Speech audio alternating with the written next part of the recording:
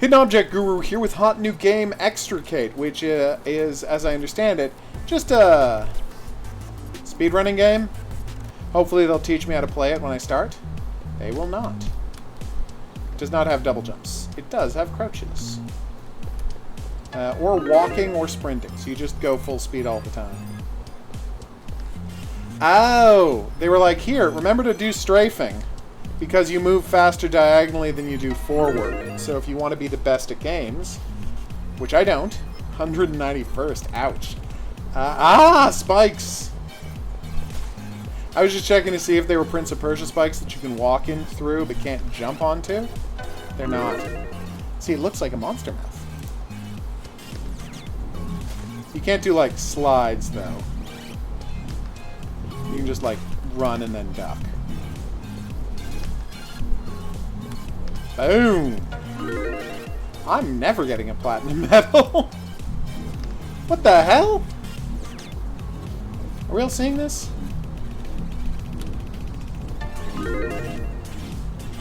Ooh, I'm barely clinging on to coppers. I feel like I've played this exact game already, but speedrunning games that look like Portal aren't exactly a new genre, so I probably haven't. I would be interested to find out what the game I played that was exactly like this was, though.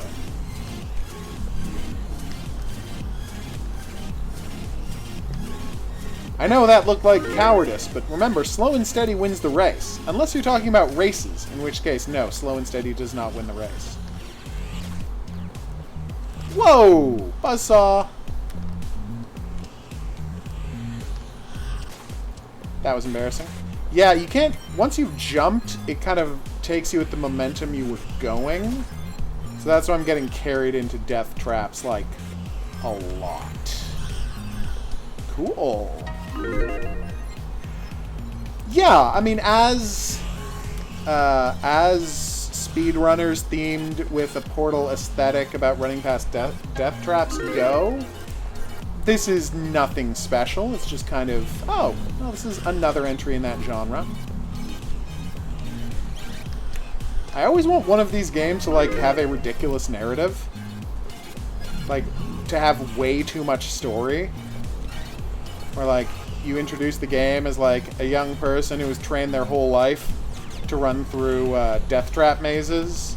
And you have, like, a grizzled old one-legged death trap maze anime cat character who's telling you, like, giving you tips on getting through the mazes. Yay! We did it! Bounce pads! Oh, I thought it would auto-jump. It did not auto-jump. Just like a game like this, but then, like... And this is a joke well I go to way often, but I do like the joke, where the plot scenes will all be, like, 30 seconds of dialogue you have to click through. And every level only takes like 5 seconds to beat. So there is 6 times as much story as there is gameplay. And I know no one wants to make that game, but Extricate, the makers of Extricate, if you are willing to let me, I will write you a plot for the game Extricate that will be like, just a way more plot than this game requires. And it will be hilarious. I know you're not going to take me up on this, but this is a serious offer. Okay, here we go. Damn it!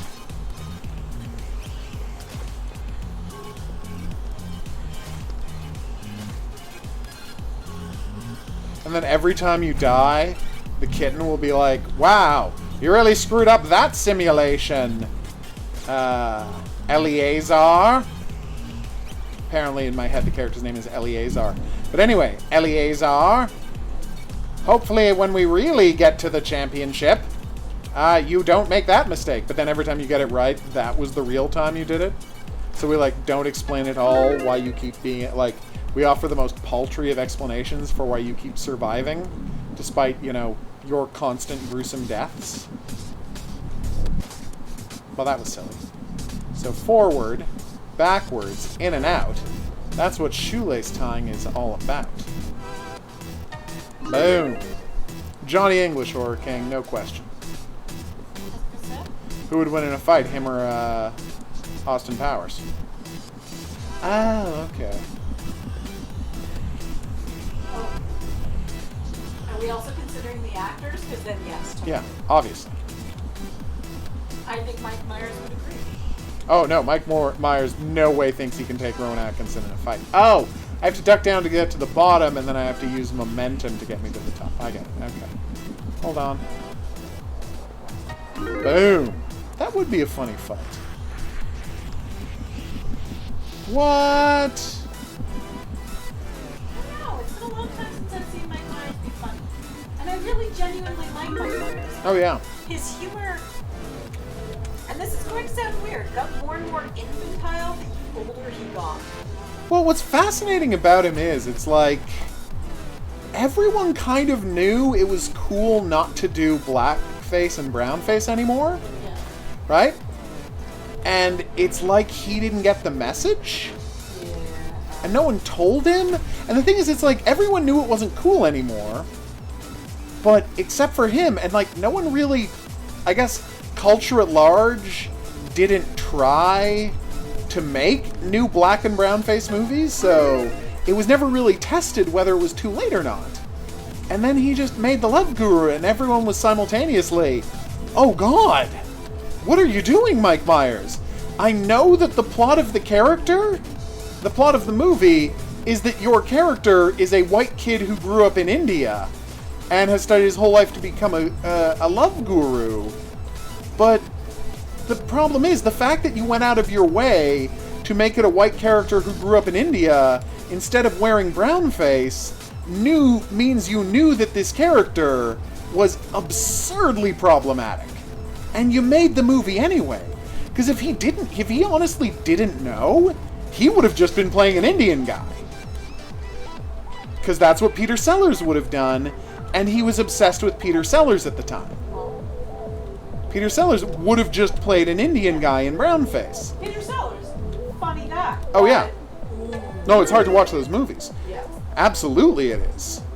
And Mike Myers is like, the fact that you didn't play it as a guy in brownface means you knew there was an issue. So if you knew there was an issue, why not just not make the movie? You had money. People are willing to give you money to make things. Make So I Married an Axe Murderer 2. I'm worried that my son from So I Married an Axe Murderer has married an axe murderer. There. It's 25 years later. He and Nancy Travis, I want to say, thank you, are married, and he's worried that his son's girlfriend is an axe murderer. Although, would that be a terrible movie? Yes, but I would have watched it in theaters. So I Married an Axe Murderer wasn't thought of as a huge No, but that's my point. It was more of an He's got unlimited money. You know what obviously wasn't going to be a huge success? The Love Guru. But he was famous enough and rich enough that they let him make it. And that's my point. He was Shrek and he was Austin Powers. He could make whatever he wanted, and what he wanted to make was The Love Guru, even though he knew himself that it was a deeply problematic thing to try to make. Prior left, Kevin Smith tried to make a responsible, like a funny but mature movie, which I thought was excellent. Oh, Jersey Girl's fine. And people hate that movie, and he was like, all right, back to Jay and Silent Bob. Yep. There's nothing wrong with Let's make Jersey some Girl. Dick jokes. And honestly, if it didn't have all of the drama about Bennifer, I think that movie would have done fine. Oh, yeah. They broke up between making the movie and the movie coming out. Yeah. There was like the stink of death all over Jersey Girl because of that. I mean, it's not like it was, oh god, what's the worst one? Geely. The other movie they made that was, famously terrible, but it had the stink of death all over it. I don't know how I got a splinter in my hand. That's really bad. Well, it was obviously from the grapes you were eating. That's really strange. Yeah, but it's like, seriously, Mike Myers. Again, make a Halloween movie where Michael Myers is played by Mike Myers. That would have worked fine. I mean, no, that would have been terrible, but it would have been fine. No one would want to watch that movie. But it would make more money than it still would have made more money than The Love Guru, and it wouldn't have destroyed his reputation. It's like, The Love Guru is one of these weird career-ending moments in show business that usually only happens in fiction. But it happened in real life to Mike Meyers. I haven't seen any ads for the new Jay and Silent Bob movie. It looks awful. Isn't it a remake of Jay and Silent Bob Strike Back? Hasn't he just made that movie again? Kind of. That's sort of kind of the joke. Oh, okay. I don't know. It looks like a Jay and Silent Bob movie. Yeah. All right, here we go. It just looks like a Jay and Silent Bob movie. It doesn't look bad. It just looks like a Jay and Silent Bob movie. And really, what are people expecting from Kevin Smith at this point? I'm glad that Silent Bob lost all that weight. Kevin Smith I don't care about one way or the other, but I'm glad Silent Bob lost. I was obviously being sarcastic. Oh, look! They're leaving scars in the ground, but then the scars disappear because they're not very good scars? Ouch. But yeah, like... And as we learned, as we were reminded by their recent, by the recent interview, both John Oliver and Stephen Colbert are in The Love Guru. Both of them. That's crazy. I have never seen it. I have. He deserved to lose his career. It's that bad. Well, you told me not to watch it, and I was like, alright. I knew it would make you sad, and I was right. Ugh. Of course I've seen Blackadder. I feel a little sorry for, oh god, who played, you know, his loser sidekick? Tony... No, Tony's, Baldrick. Anyway, whoever plays his loser fop sidekick. I felt so sorry for him when they did because he was funny for those first 2 years, right? And then they did Blackadder 3, and it's Rowan Atkinson and Hugh Laurie. And Hugh Laurie's playing King George's son, right?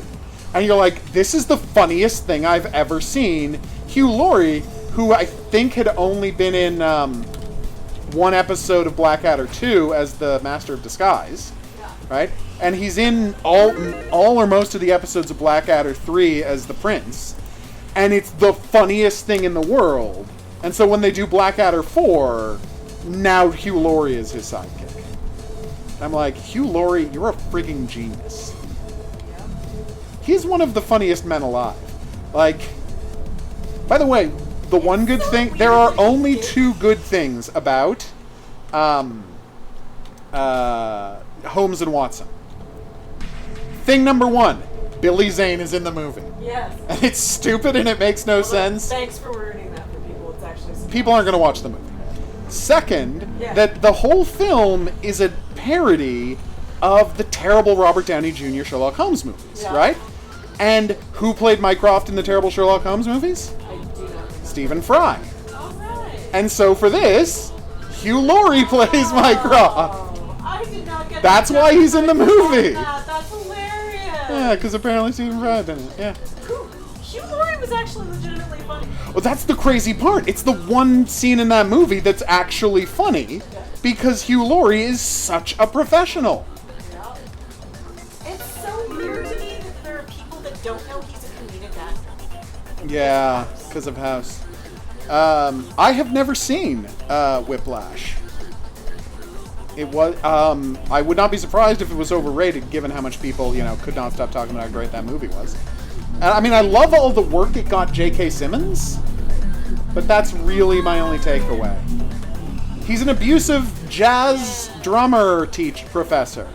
Okay, well, does that mean we're going to have this horrible guy ruin the Fantastic Four and be in a bunch of other movies? Yeah, that is what that means. I know it wasn't the writer or the director, it was just the star playing Reed Richards in a horrible miscasting, but I'm still mad about that. But anyway, I do love J.K. Simmons, though. And it got us the first season of Counterpart, which really seemed like it was an awesome show until the second season revealed that they had no idea what they were doing and were just bad at writing. And all of the stuff from the first season that you're like, this doesn't make sense. I wonder how this is all gonna get wrapped up, or like what this is all gonna turn out to me in the second season. Then you watch the second season, you're like, oh no, he was just throwing stuff at a wall and he had no idea what he was doing. Oh, okay. Sorry. Counterpart, don't worry about it. You didn't watch it. Now you don't have to. Whoa, that was awesome.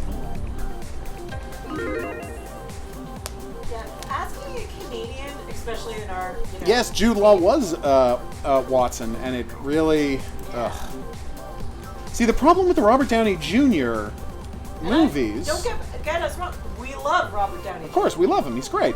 But the problem with those movies is that they were attempting to be Dr. House, where Sherlock Holmes is an asshole to everyone all the time for no reason. That's what House is. That's not Sherlock Holmes. Sherlock Holmes is not an asshole to everyone all the time. He's not great with people, but he doesn't go out of his way to be an asshole to everyone all the time because he knows it'll upset them. It's unfortunate that they came out, the year after, or the same year, the Sherlock BBC show? I think it was the year before the first one? No. Are you sure? I think so. No, I think it was the year before. You know, check. Let's check. Because I feel like they wouldn't have made it that way if Sherlock was already out. You might be right. Like, you could easily be right.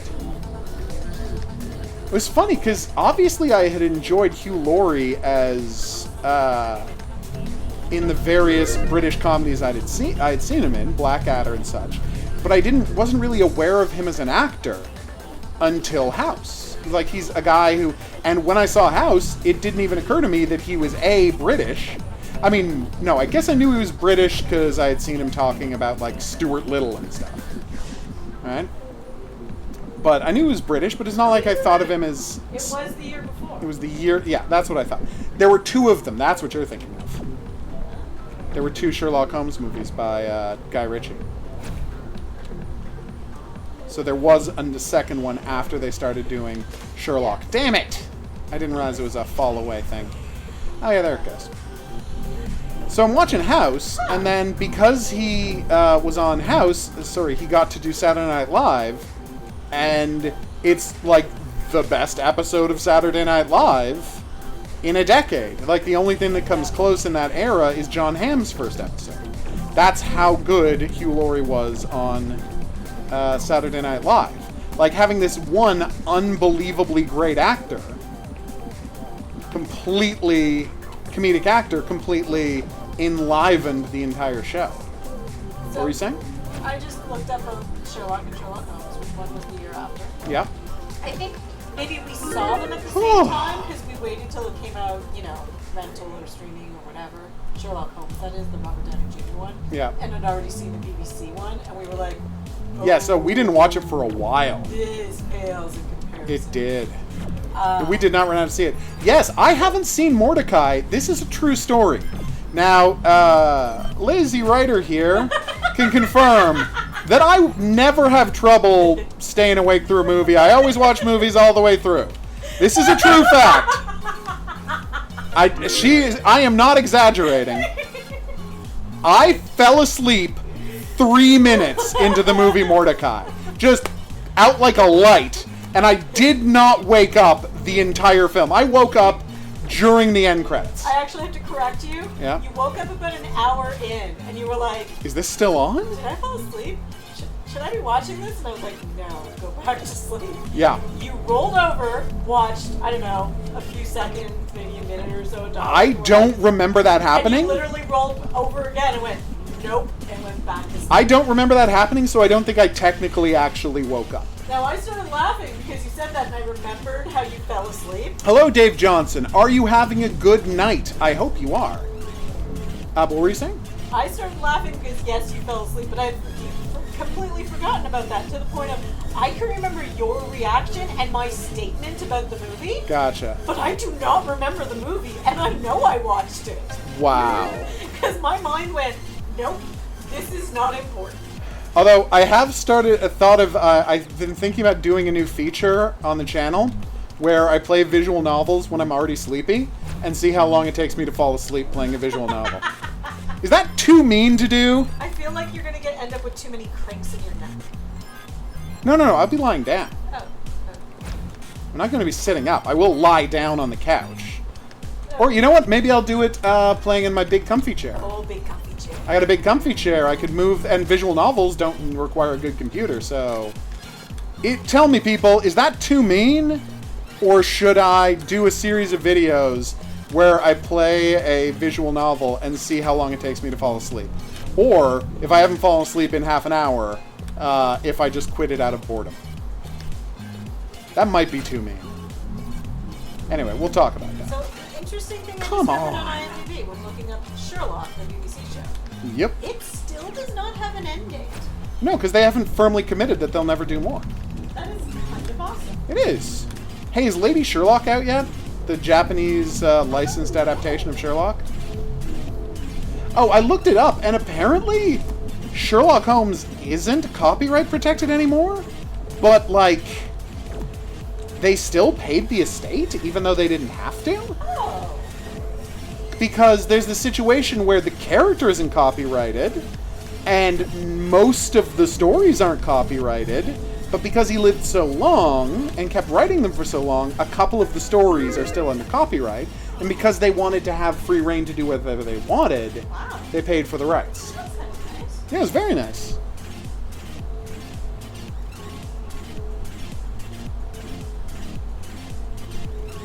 Yeah. No, Black Swan. As far as rip-offs of Perfect Blue go, it's one of them. You know, that weird anime about the lady who's a star and she's being stalked and That's she why it descends seems into so madness. familiar. Yeah, it's a complete rip-off of Perfect Blue. Oh, thank you everyone for solving that for me. What? Damn. Well, I mean, you like weird movies that mess with your head, right? And both of those fit under that category. So if you're down for a weird movie that messes with your head, like if that's how you want to spend your Saturday, Under the Skin and Annihilation are both good. Under the Skin is much slower. Like, the thing about Annihilation is, it is actually, like, you know, propels itself forward very quickly. Like, it actually moves pretty quickly for a head trip movie. But, come on, we got this. That's so upsetting. What happened? So a bunch of people on Instagram have been sharing one of those, you know, one of those privacy posts that you see on Facebook and now Instagram. Yeah. Like, I'm posting this to say Instagram, you're not allowed to share my pictures. Right. I'm not giving Instagram Perfect Blue's great. So a bunch of celebrities shared the obviously fake chain letter, Yeah. including Julia Roberts, Tom Holland, Julianne Moore, Aw. Rob Lowe, Judd Apatow, Stop telling me this is too Gal sad. Gadot. Oh. Like, oh. Okay, yeah, you're right. If I fall asleep, the stream would just go on for hours. So maybe we should not do it as a stream, but as a video that I just record separately. And then I will, like, check the video later to find out where I fell asleep. Apparently Trevor Noah and John Mayer can be seen making fun of these celebrities. Oh. I'm very bad at this level. No, Perfect Blue's great. Thumbs up to Perfect Blue. It's no Golgo 13. But it is great.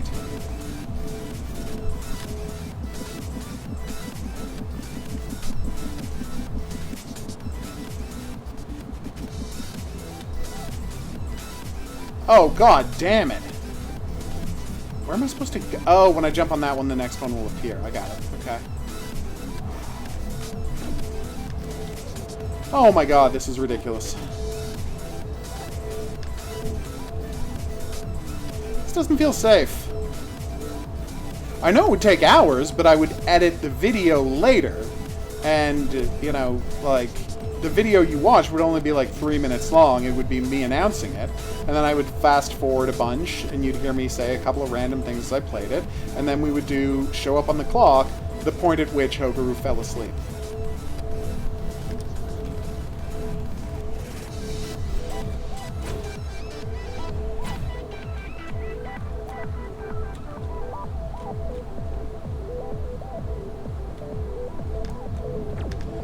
Oh my god, I can't believe we beat that level.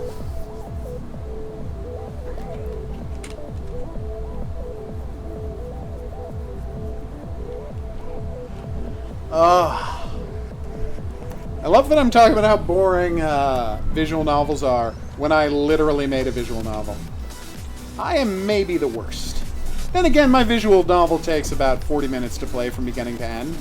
So, you know, maybe a little longer your first time. Depends how fast a reader you are, I guess, because it doesn't have voice acting. Check how long the script is. Is this a joke? Alright. We're probably going to have to stop now, because this level will drive me insane. So let's wrap up Extricate, which is, again, the real title of this real game.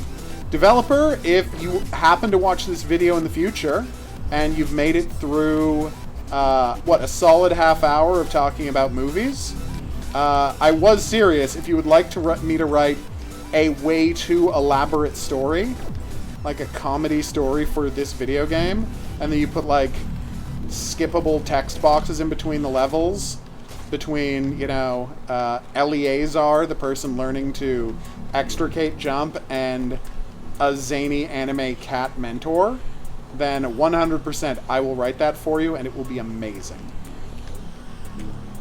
Just give me a heads up, and it's all yours. For the low, low price of 35 American dollars. Quoting weird prices today. Anyway, I will see you back here for more. Wait, whoa. Sorry, I didn't do the regular sign-up part.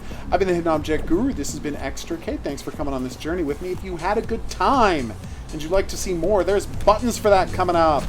Questions, suggestions, related what's not, go in the comments section below the video. I will see you back here for more new and or upcoming games. And until then, au revoir.